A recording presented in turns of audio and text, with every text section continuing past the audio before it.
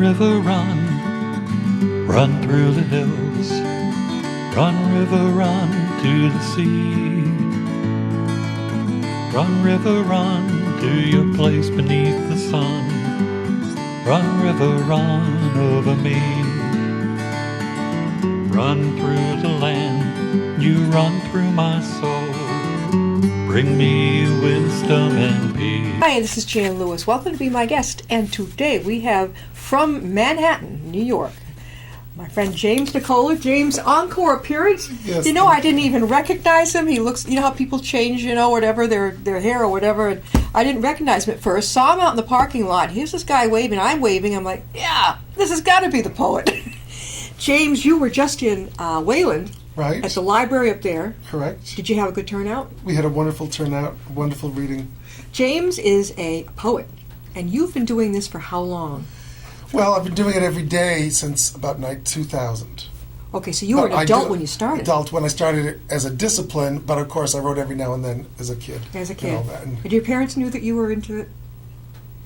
No. No? You just kind of I was into lots of things, you know. Yeah. I wrote a novel in kindergarten or something like that. Yeah, and then when first grade. did you go to college and then major in literature? Or I majored in math and music and then ultimately just music. math? Math and music for a while and then just music in the end. Now that doesn't add up because usually those of us who are more on the artsy side do lousy in math. That's unusual. You did well then. Well, I remember this wonderful movie, I think it's called The Good Shepherd, where the role that Michael Gambon plays, I think he's a tutor in one of those Oxbridge, and he's talking to, I think, Matt Damon, and it's a tutor in some kind of poetry course at college, and he says poetry is the mathematics of language. I never thought of it that way. But that's what poetry sort of used to be in the last 40, 50, 60 or so years, the 20th century and contemporary. There's been the notion of poetry as an expression of something rather than a perfection of something. But originally my friends in Wayland were asking me what does the word poem means. It means a made or crafted thing. So the craft, the art of poetry was honing, like chiseling a golden bowl, as Yeats talks about, or and making it better, but roughing out the smooth edge, etc. And so going back and forth, draft after draft, to make it perfect. But lately, since the beat poets, for example, we have the notion of extemporaneous poetry or automatic writing, and then keeping that. And as long as you expressed yourself and felt something, that was also a valid thing, and they call that poetry. Also, yeah, you had one or two teen young poets on, and I'm noticing, and maybe my son does this, and it's not the way I was raised almost to do it. It's almost like, it's not a haiku, but it's like a little bit more liberal in the way they're doing it now. Am I right? Well, actually, haiku, if you read more things about haiku than what you might have had in school about the number of syllables per line. It's usually that number of syllables per line in Japanese, but in other languages we have a different meaning per syllable ratio, and so it's freer in English. As long as you have 3 lines and it's pictogram, it's not subject predicate linear thinking, but it's this kind of thought, and there's supposed to be something about nature or decay in a haiku. There's something as far as the root, but you don't have to have 5-7-5 necessarily. But as a young kid, you're taught 5-7-5 because it's something you can do. Well, I remember, I've seen my sons, and it's like 4 lines, 4 or 5. There is no 3. I don't. Oh, well, there's also other forms called senya and taika, and there's other Japanese inspired forms with. There's a 5-line thing called, I think, and then a 9-line thing. There's different forms than haiku that have that same Japanese. James lives in New York, but you were originally from Holden, Massachusetts. Humble Holden. Just up 140 and over. And then you lived in Worcester. Worcester, Mass. Were you anywhere near Holy Cross? I went to Clark for 2 years. My grandfather graduated there in 1908. It's a great. Well, I wasn't there yet. No, you weren't even around. No, and I don't even think Freud spoke there quite yet, but right around there. Sigmund Freud, He spoke there he was the first place to let him speak. I love Clark. It's just that now the surroundings over in the Southie area. Boy, I don't know if my son wanted to go to Clark, I wouldn't know if I'd want him to live over there. It depends. But it's a beautiful university. Oh. Loved it. I loved it. And then I transferred to Yale because I got in and I couldn't believe it. So. And you went to you transfer how many years at Clark? 2 and 2. And then 2 to Yale. Yeah. And then you graduated with math and Music, yeah. Although I then- ended up just being a music major, but I did take math and enough. What you would have called it a minor, if we had Yeah. declared minors. I had. When did you flip into poetry? In 2000, I was a stage director for 25 years and still am, although the last few years I've been writing more than directing. And when I went to direct at Yale, my alma mater, I didn't have a key because I didn't live there to get into the rooms with pianos. Yeah. I stayed with friends off campus. And therefore I started writing lyrics every day and then sonnets every day. And from October 2000, I've been writing poetry every day for the last Every single. Now, do you do it on the computer or by hand? longhand. I'll do a rewrite or a Yeah. revision on the computer or on the word processing. But you like. Yeah. So, and even this morning in Wayland, I sat down with a piece of paper and a cup of coffee and thought. So if you're in the car, let me say, and something comes to you, you probably keep a pad of paper or in the. Not driving. No. But you might pull over. But walking, yes. When I Yeah. go through walks with nature, I have the little green pad and the little pen, or the slip of paper in the wallet and a pen. How about like by the side of the bed at night, in case you. No, try that. It keeps you up. It's terrible. Even Can't if you just sleep. wake up with an idea, you can't go back to sleep. Correct. I've never been able to fall asleep I got after it. when the idea comes bang. So the paper's over there, and if I get up, I'm up. Working the That idea. sounds like me because for me to get to sleep is an accomplishment. Staying there is no problem, but sounds like you have the same thing. It's like you're go, then you finally go to sleep. If you try to do it again, you're like, no, I got an idea in my head and I've got to That's go. right. do it. Read to us some of your poems. Oh, James. terrific. I will. This is the collection that's out now called Manhattan Plaza, and it's available all over the place, Amazon and everything. And these are some of the poems. So this is a short one on what it's like when you come back to New York after being away on a plane. And it's a haiku. What frozen fireworks brighten below? Oh, New York, night flight, coming home. Oh, it says it all in like how many? 17 syllables, I think, 575? Yeah, I think so, yeah. And when did you write that one? How many years ago? Or was 8 maybe? okay? Yeah, but nothing's a first draft, even that short. Nothing is Nothing. first You draft. have to perfect it, right? Yeah. Yeah, that's Or revisit it. Yeah. And revisit it. This is one to celebrate April and May that relates what happened in Holden, Massachusetts growing up. We had pussy willows at the end of our street and wetlands. And so this combines when I was a kid picking pussy willows and tramping in the mud with when the cherry blossoms come out in Central Park on right. May Day. And it's called May Day. When my mother explained to me that what I had just found and brought into the house, as she cast my glance to the trail of mud on her kitchen floor with a still wet mop brandished for me to assume, were called pussy willows, not just reeds, I gasped and clapped. And then I mopped. Well, took my shoes outside, then found a vase, meowed a while, and then I mopped. I was 6. It was May Day, like today. And as the cherry trees around the reservoir stand full of pink pineapple breasts of blossoms like bunches of grapes, smelling like honey, and I hug one bowl after another in simpering gratitude and joy, and see 2 men in green, the crew of Central Park, approach.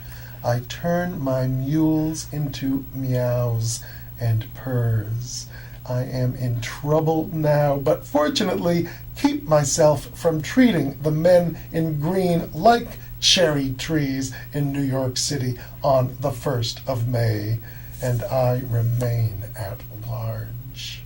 Oh, how long did it take you to write that? Many drafts, because the first draft I know was right in that 2001 or Yeah. 2000, but then many drafts. I know it used to be longer. It used to was? be 4 stanzas and 2 pages, and now it's 2 stanzas and 1 page. I went on and on and on, Yeah. and then honed down to exactly what it's about. So the first stanza is about the pussy willows and meowing. Once you find out they call pussy willows, Yeah. as a little kid, meow, meow, meow, you know. And then loving May Day and the cherry blossoms and the flowers in Central Park. and turning into a tree hugger just for the cherry trees. You could go on and on. I could go on and on. And you have to bring it down. Yeah. Yes, does it hurt to bring it down, or do you mind, or? No, but I know I went on and on and on about the tactile thing of literally doing this to all the cherry blossom, because they are like big bunches of grapes, but this soft, pinky, pink, and just going like this and like this and like this. And it's just so inspiring. James, if you want to bring your pillow down, you can. Oh, back of you. okay. Sometimes our pillows are going to crawl up on people. Oh, and I said, that's beautiful. Ooh. Yes, James was with us when we were over on School Street, and we didn't have our living room set up. So you remember when? Yeah, I do. Was that, 2 years ago? Or? Months ago, January-ish. We had December, and then it was moved to January. That's right, because I did not recognize you coming in. You look different. Because I didn't bring my hat that looks like Glenn's hat, and I have it in the car. So when he's put his hat in that closet, I go, "Is that my hat?" I go, "No, mine's in the car." Yeah, Paul has that. What do you call it? What's that movie? An Outback hat, right? From Crocodile Dundee. Yeah, that type of thing. I have that in the car, the same one. If you'd had that on, I would have known. You would have. Right. But I figured when we waved to each other, but then I'd have to keep going, keep reading. I'll read another one. Oh, okay. yeah. This is called The Waiters. The way the book goes, Manhattan Plaza, the way it goes Hang on to it. Keep holding it. Sure. The way it happens is we start with Manhattan Plaza, the word plaza being metaphorical or figurative, that is the plaza, the open and common space of New York City. And gradually we get to my neighborhood, and the buildings that I grew up in are called Manhattan Plaza, which are two towers west of Times Square where a lot of performing artists live. So this is about some of the people that live in the neighborhood. And now I'm going to open and read. It's called The Waiters. James Nicola, our resident poet now. Go ahead. If you were to meet your expert waiter on the street and chat with him or her, you would discover that she or he is actually more. An undiscovered singer, actor, dancer, musician, artist, or author. In New York, waiting is the work whereby we pay our rent, but not what we are meant to do forever as a career. Were you to inquire how long I have waited, you'd see how dedicated to my art I am and call me a professional. The road to stardom's rarely straight, you know. So I wait. No, not to be a waiter, but for later. Oh, that was excellent. Now, when did you write that one? This was a more metric rhymed, and then right even after this got accepted for publication, the other draft, which is probably the sixth or so draft, I said that's fine but ordinary. In other words, it didn't thrill me. Yeah.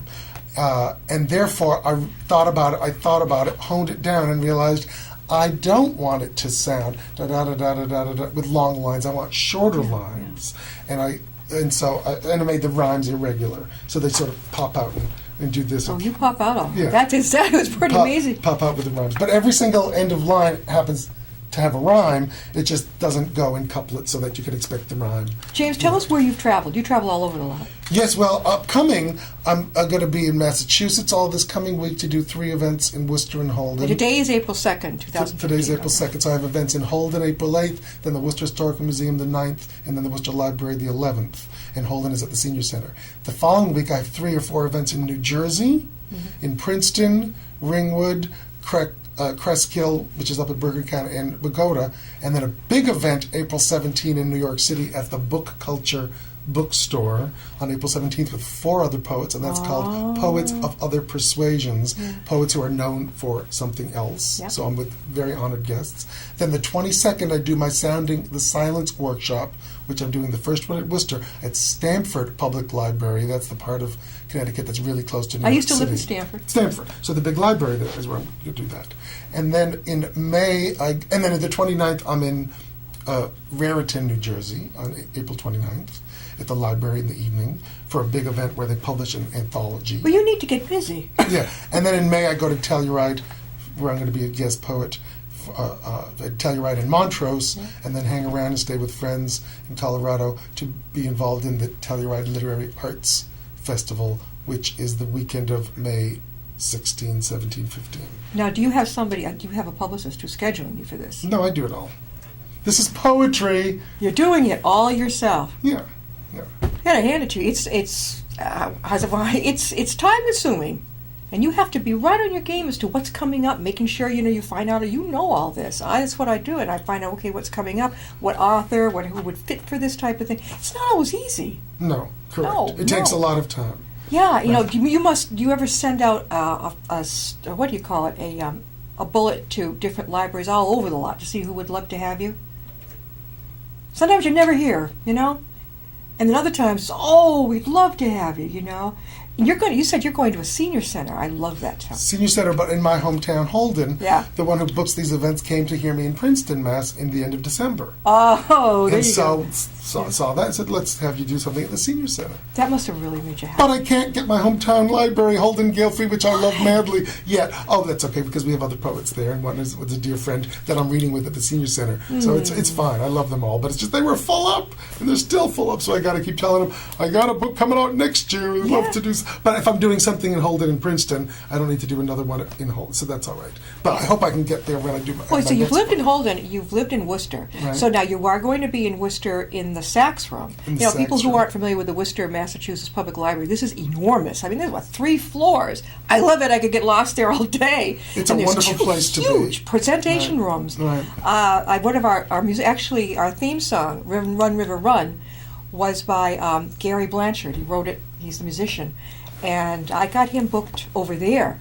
And he was in the room on the left, whichever one that was. And it's wonderful. I mean, people can walk by, James, and look in and see if they want to come on in. And it's very, I think come on in. Yeah. I was there years ago before all the renovations. Oh, you've been there then? As a little the kid. Old one. Oh, right. Yeah. As a little kid, I did tons of things because the children's room was right next to it. James and I are kidding around when we came in because we're both baby boomers. And it's, what is it now when you hit 50, they start throwing the propaganda at us, right? I guess. But you love it. No, I like the discount. Because I wasn't expecting a discount for 10 years, but I just got a discount the other day for the first time, and I thought, don't you think I'll take it. They're going to be amending. I think they're going to be amending that. I think they're going to be making it 60 pretty soon. Well, it was a company, is a business that sold stuff, so they want to bring you in. So it was just an option. They don't have to do it. I still. No, I don't. In the 50s, you don't qualify as a senior citizen for anything that's government or official. It's just the store wanted to bring in, 55 plus. Or so something. Technically, you were born in, so that makes you 50. That makes me something that's eligible for a discount. I have more friends who took that stuff at 50, 55, and they're still doing it. They take the AARP stuff, and then they put it in the round trash can. Well, I've never opened a mailing from AARP. But the magazine, let me tell you, they are coming up to speed. They've had Paul McCartney, come on, guys. Right. Paul McCartney, Bob Dylan. Right. I mean, what self-respecting baby boomer isn't going to read about Bob Dylan? If it's AARP, I'm going to wait. I'm in denial. Or Paul McCartney, come on. Yeah. So they're trying. Yeah. And then you notice the senior centers? Now, you're going to be appearing at the senior center. At the Holden Senior Center, right. Though the event is open to all ages. Well, our Upton is called the Upton Center. They're now drawing in more, Right. It's not going to be our grandparents' parent senior centers anymore. Boomers aren't going to sit for that. No. It's boring. That would be boring. Now, read us another one. Another one, okay. Yep. This one, there were 2 blackouts in New York. One was in 1977 and one was in 2003. And what happened was people had to help each other on other floors, but you have to use the stairs. And there's 46 flights in my tower. This was in 1973? In 77 and 2003. Now, 77 was the first year Manhattan Plaza was built, so this is about the blackout in 2003. It's called The Blackout. The blackout came, and suddenly strangers knocked on neighbors' doors to see if any elderly were stranded, on the higher floors especially, and needed anything. Some strapping youths climbed tirelessly 2 days, and some fit men as well. I'd pass them on the stair, their headlamps focused downward on the gray paint to assist, a grunt announcing them. Then they'd be gone to answer an acuter want than mine. I never saw a face. But now, on the elevator, The sound of a strange young man's voice will sound like one I've met before. That's excellent. You were there then. You experienced it. No, I was living there, but I happened to be up here during the blackout. I missed it, but this is literally the story a neighbor told me. So it's a true poem, but it's not my experience. It's my neighbors that told me about hearing voices on the elevator they know helped them on the stairs. Have you ever been trapped in an elevator? In my building and elsewhere. In New York, when I was a little girl with my father, and it was a Saturday, and back then, I don't know when, they just didn't happen to have janitors on duty. We could have died in that thing over the weekend, but thank God there was a janitor there. Oh, wow. Yeah, when I was there stuck for an hour in the middle of the night, it was a big skyscraper where there were offices, and so there was security on duty. Were you alone?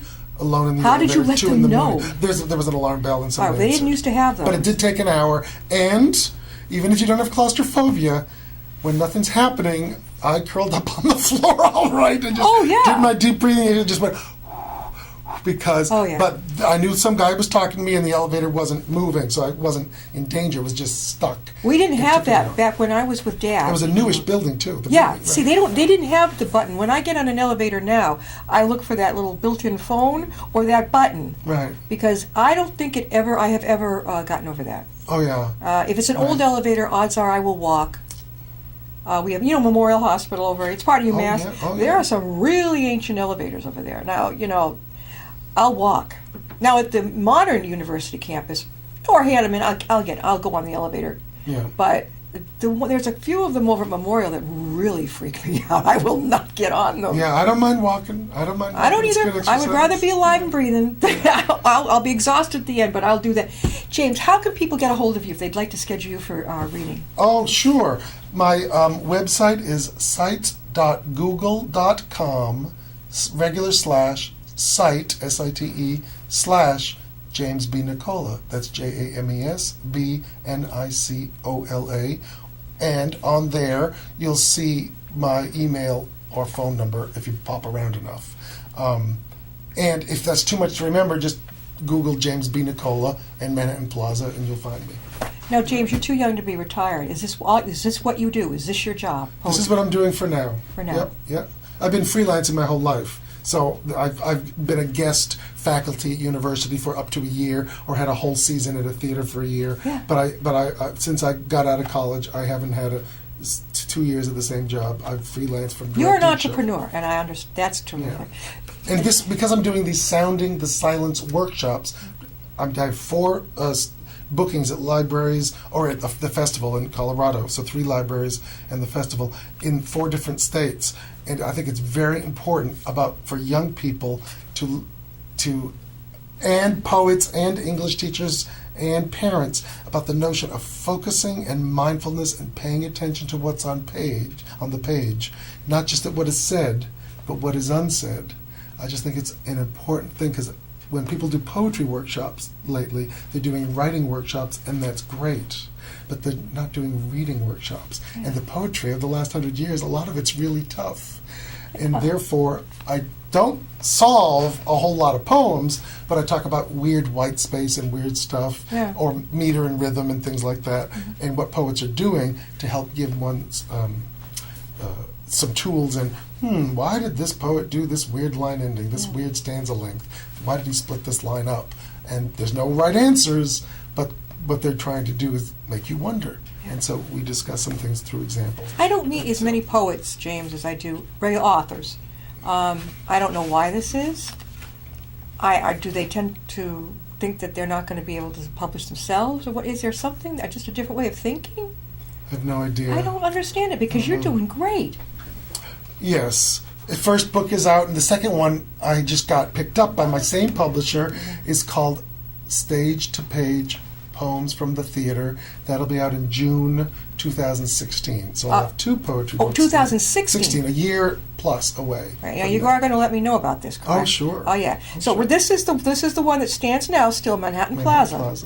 And again, you've told them how they can get a hold of how to. Right. Yeah, it's even on Amazon. And it's on Amazon and BarnesandNoble.com and Powell's.com and the publisher is Word Tech Communications. You can always write my publisher and they'll contact me, which was what you did to find me. Now, you're going to be in Worcester what day? Worcester is April 9th. The evening is the Worcester Historical Museum at 7 o'clock for poets of other, Worcester in New York, celebrating Worcester, New York connected poets, including myself. And Saturday at 11 in the morning is the workshop at the Worcester Public Library, 11 in the morning, Worcester Public Library, April 11th. Both are free. What time? 11 in the morning on Saturday at the library. April 9th. April 11. This pen. April 11th 11 at at the library at 11 in the morning. Okay. And then on the 9th, it's at 7 p.m. at the Worcester Historical Museum. And April 8th is at the Holden Senior Center. That's 1 p.m., right in the middle of Holden. That's Now, when- what's the workshop? When I think workshop, I think that somebody hands me out like in school, like a little workbook. How do you do your workshops? Well, it's on reading, not writing. So I have PowerPoint things going on with some examples of poetry and weird stuff or interesting stuff, and then people will practice reading things. And then when there's time, that is giving some credence to the white space, the capitalization, the punctuation, or something odd the poet might be doing. So I've carefully chosen some of these examples. And then we'll practice reading them. And I said, that's great, now read and have a thought, or a pause, or not necessarily a pause, but an arrival for the end of a line, or why did he or she leave a line break there? And it just to make us wonder what's going on. I love the mystery of that. Yeah. That's something I found out in poetry growing up. I would say, why did they do that? Why did they leave it like that? Yeah, and the two sections of my workshop, the first is called Meter and Music, and the second is called White Space and Wonder. And there's no answer, but poetry is all about wonder. I'm talking with James Nicola, and I have to call him my resident poet now. But James, what happens when, we've just got a couple minutes left, but it's on my mind, what happens when you meet somebody whose poetry is very dark? And I mean, you're wondering if they're going through, let's just say, a very difficult time. Violently dark. What do you do? How do you approach that person? Or you just let them go? What do you do? Well, they're writing the poetry perhaps to sublimate, that is, or to render sublime, to render lovely, to crystallize, and handle the darkness, perhaps. So usually poetry is a way to the light. And if they've had the distance to be able to write a poem, then that's helped put a distance between the event. We had one of our fellow poets last night, lovely person, wrote this award-winning volume because her son died when he was 19. I didn't know. I've known her for some years now. Loveliest person in the world. But again, that poetry was distant because that poetry book is years old now, and she shared some joyous poems and then some of this, and they were so exquisite, and our hearts went out. That's not that he or she is going through that now. Yeah. That's something else. What's a goth thing? I know a lot of the kids in my son's generation, there's this goth, black. Right. I hear that's actually passé now. Is it? Good. That's a previous. Good. That's the 90s and aughts, apparently, but I don't know if that's true. And that you don't know, but you just have to be attentive to young people at all times. James, thanks for coming on. Now you got that other book coming. You don't have to wait. You can come on ahead of time and give us a real. Particularly once I get the cover art. Oh, yeah. Now you're self. No, I'm still working on the cover art. You're self-publishing, right? No, never. No. Never. Okay, so but are you choosing the cover yourself? Oh, yeah. This was a friend of mine, the artist. This was a pre-existing piece that she had called a sonogram, which is an interesting cover. Yeah, that's what you have to have a baby, yeah. Right. Now, listen, though, most people who are self-published, when they're published through another company, they don't get to choose the picture on their cover. In poetry, you have to. Poetry is a partnership. Because poetry is a hard market, you have to do a few things yourself. Okay, all right. James, thanks for coming on. We'll see you next time. So nice to see you.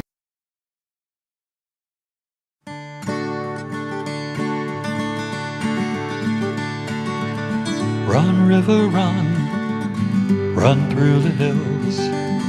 Run, river, run to the sea. Run, river, run to your place beneath the sun. Run, river, run over me.